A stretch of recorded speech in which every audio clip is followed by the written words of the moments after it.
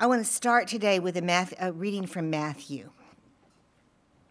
Hearing that he had silenced the Sadducees, the Pharisees came together in a body, and one of them tried to catch him out with this question: "Teacher, which is the greatest commandment in the law?"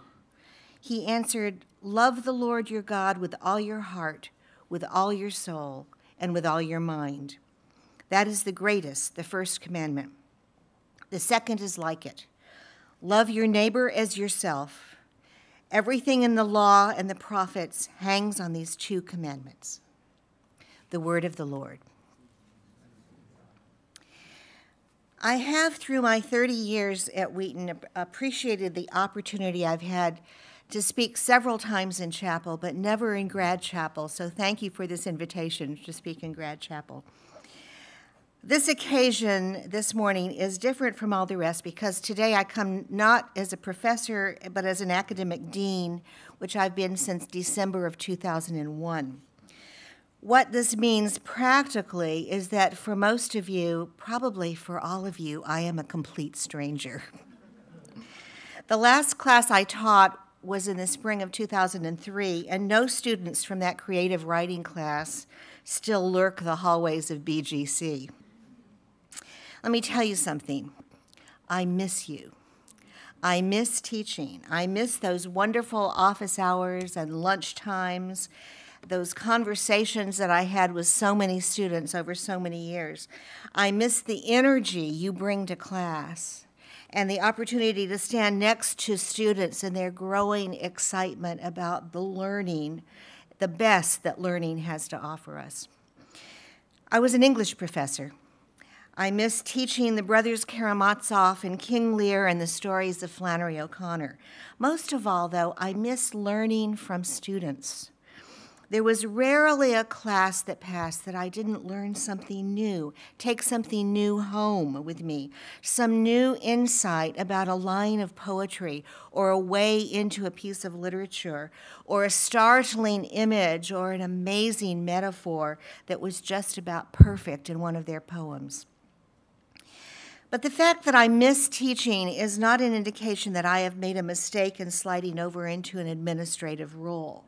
I've been called to a different kind of work in furthering the mission of Wheaton College. And while I miss those adrenaline highs teaching sometimes gives, and ask your professors, it does give those highs, life in the dean's office doesn't have any adrenaline highs.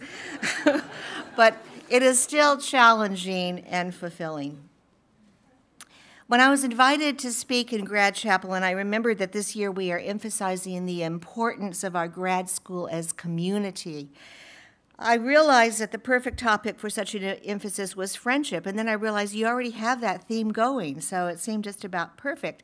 And at first I was real excited about it because, well, it seems like a topic ripe for the taking. What could be easier or more fun than talking about friendship? I think of biblical models, Jonathan and David, Ruth and Naomi, Mary and Elizabeth. I think of literary models, Ishmael and Queequeg, George and Lenny, Helena and Hermia, Una and the Red Cross Knight. I think of important figures in the history of the church, for example, Luther and Staupitz, which I'll get to later. Okay, so that's where I ended up, with Luther and Staupitz and some vague ideas about friendship. The whole topic just sat there, like a little pile of mud on my keyboard, gumming up the works, paralyzing me. I could go absolutely nowhere with it.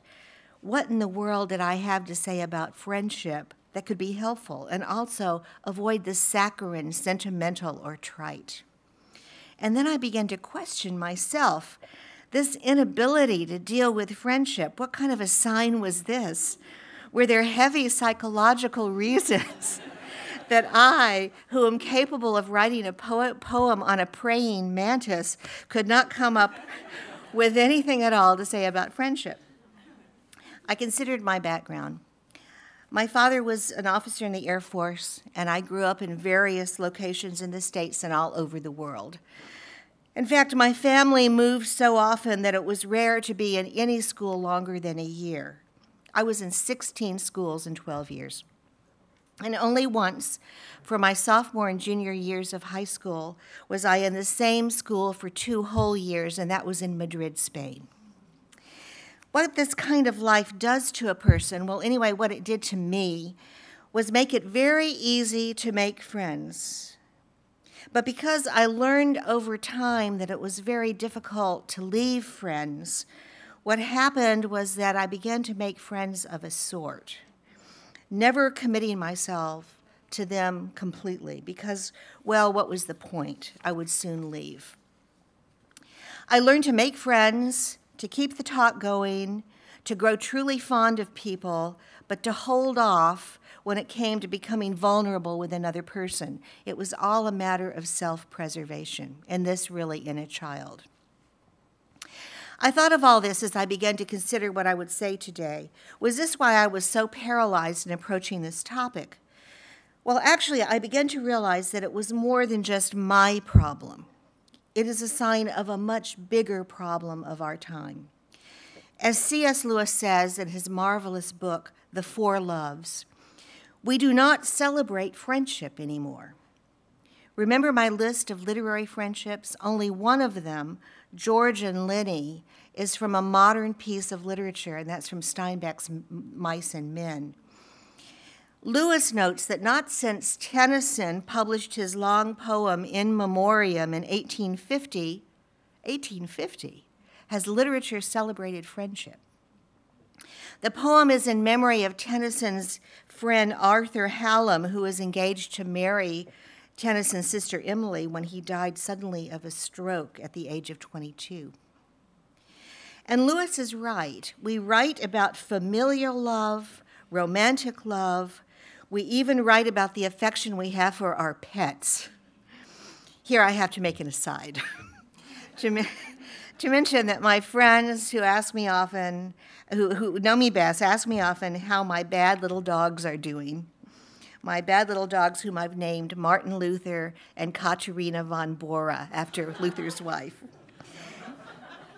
And yes, I do write poems about them. Lewis contends that friendship as a kind of love is completely ignored by the modern world. How has that happened?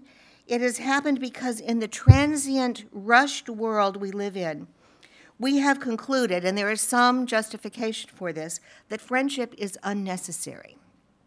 This is what Lewis says, and I quote him. Without eros, none of us would have been begotten. And without affection, none of us would have been reared. But we can live and breed without friendship. The species, biologically considered, has no need of it. Furthermore, friendship doesn't affect the nervous system. It doesn't quicken our pulse or make us blush or turn pale. Lewis also takes on the modern cynical suspicion that many have that friendship is really just the expression of unconscious homosexual feelings. Yes, he says, it has happened that erotic love and friendship have intersected, but our culture has seriously misunderstood and devalued the ancient concept of friendship. And I would add, tried to explain it away by leaping to the conclusion that all such friendships were homosexual attractions, or if the friendship was between a woman and a man, simply repressed eros. So how do we make friends, and what is friendship anyway? How could we explain it? Lewis says it happens when one person says to another, "What? You too? I thought I was the only one." And then friendship is born. Let me tell you about my friend Harry. Harry is a lawyer who worked with my husband for a number of years, and he and his wife have frequently attended the theater and ballet with my husband and me. Harry is a secular Jew whose sensitive response to the arts, he loves music, opera, Shakespeare, has been a sign to me over the years that his spirit is alive, even though he has always found my Christian faith a great curiosity. He has never been disrespectful of it, but he never could quite understand it either, even the most basic part of it, my belief in God. A few years ago, Harry thought he was dying. Even the most, he had no energy. He lost his zest for life. He couldn't bring himself to get out of his house, even to go to the opera, even to a performance of his favorite piece of music, Mussorgsky's Pictures from an Exhibition. And the doctors spent a long time trying to figure out what was wrong. Finally, they discovered that Harry had a problem with his heart, and surgery was scheduled. But Harry says he had lost his will to live, and he was certain that he would not survive the surgery. Well, he did survive it, and much to his surprise, when he woke out of the anesthesia, he heard that favorite piece of music playing somewhere, Mussorgsky's Pictures at an Exhibition, and he saw the sunlight streaming in the window, and all of a sudden, he felt the presence of God. When he told me about this experience, he said it was like a conversion experience. And at this point, his wife gets real embarrassed and says, "Oh, Harry, don't use that kind of language." And I recalled Lewis's words about friendship happening when one person says to another, "What? You too? I thought I was the only one." I wrote a short poem about the experience, and I'd like to read it to you today because it is my friends who provide me with some of the most compelling reasons to write poetry. And this is for Harry Gertie. It's called Conversions on Hearing Pictures at an Exhibition.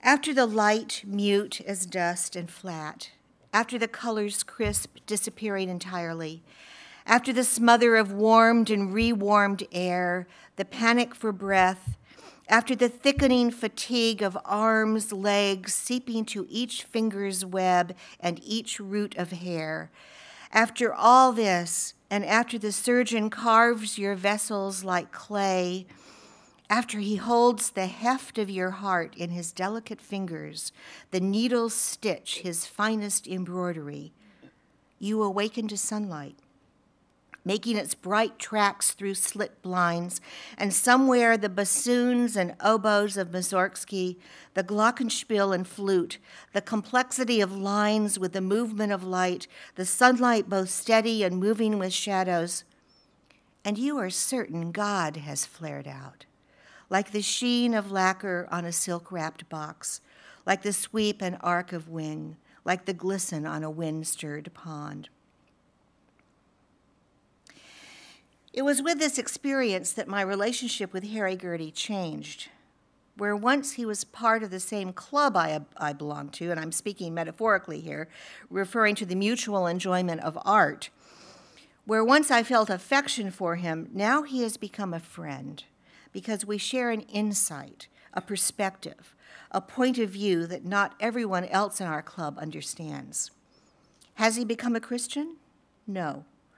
But there is now a point to begin the conversation. Lewis says, the very condition of having friends is that we should want something else besides friends. In fact, he says, people who simply want friends can often not make any because they do not understand that friendship has to be about something. I want to describe another friend, a man in his 70s who is a member of my church. I have known him almost 30 years. He is a passionate person with Crohn's disease, a serious illness he has battled for many, many years. And this illness and the constant reminder of his mortality has challenged his faith in major ways through the years.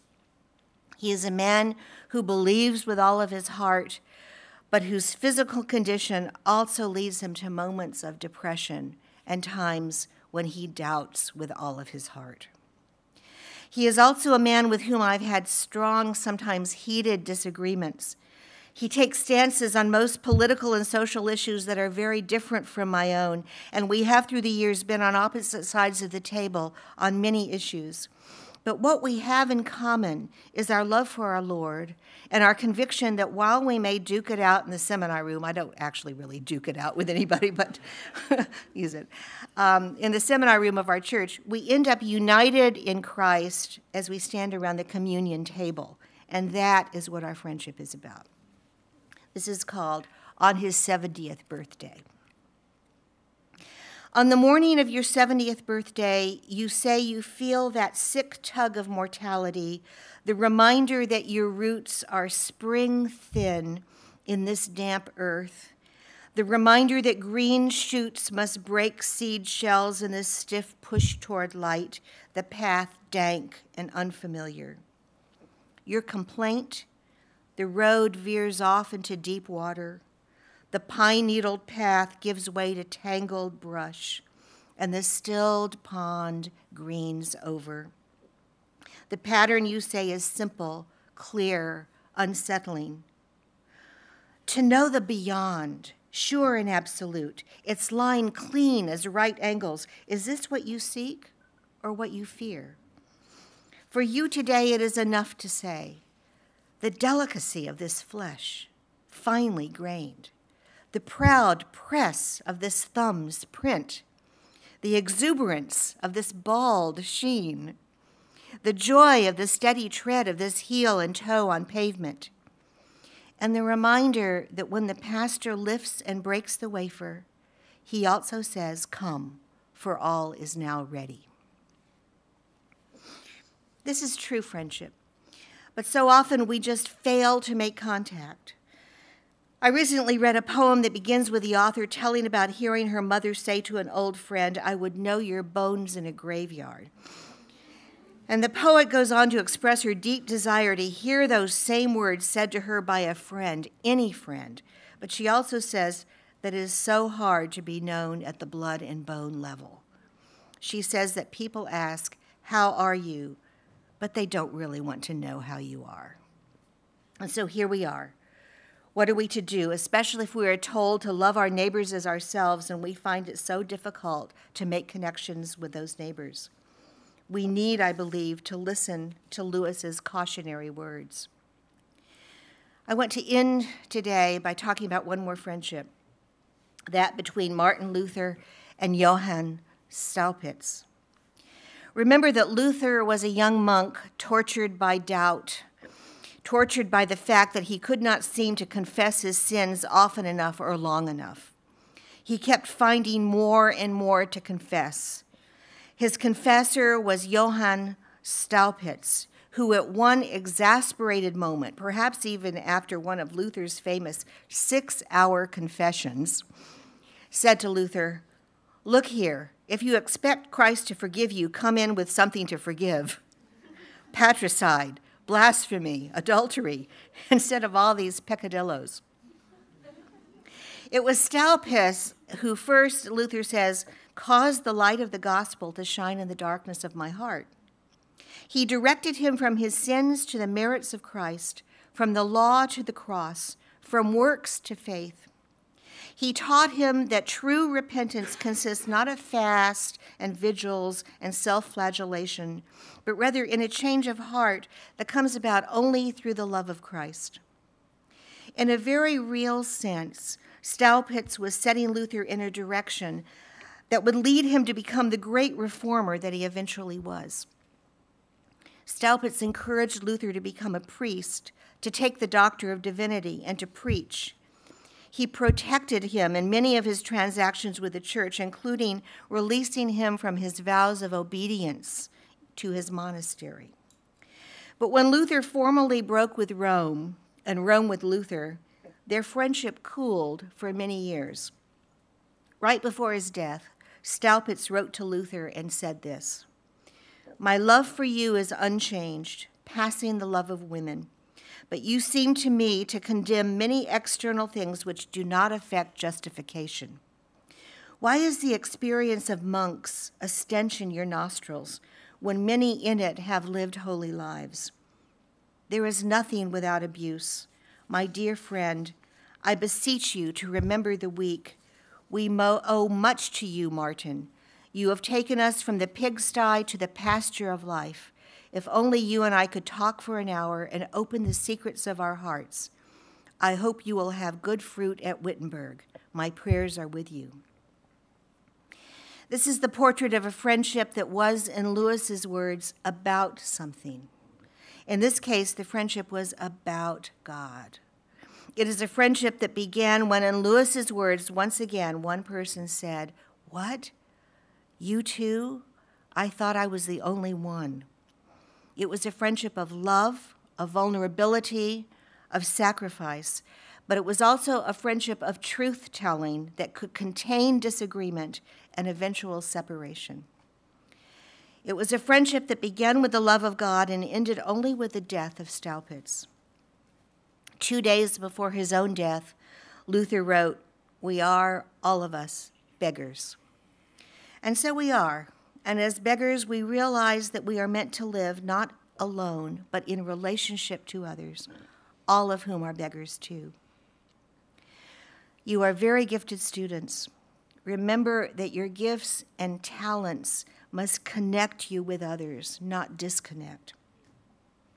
Let me close with Lewis's words. Christ, who said to the disciples, "Ye have not chosen me, but I have chosen you," can truly say to every group of Christian friends, "You have not chosen one another, but I have chosen you for one another." In other words, friendship is not a reward for our discrimination and good taste in finding one another. It is the instrument by which God reveals to each the beauties of all the others. And now I say to you, go in peace, serve the Lord.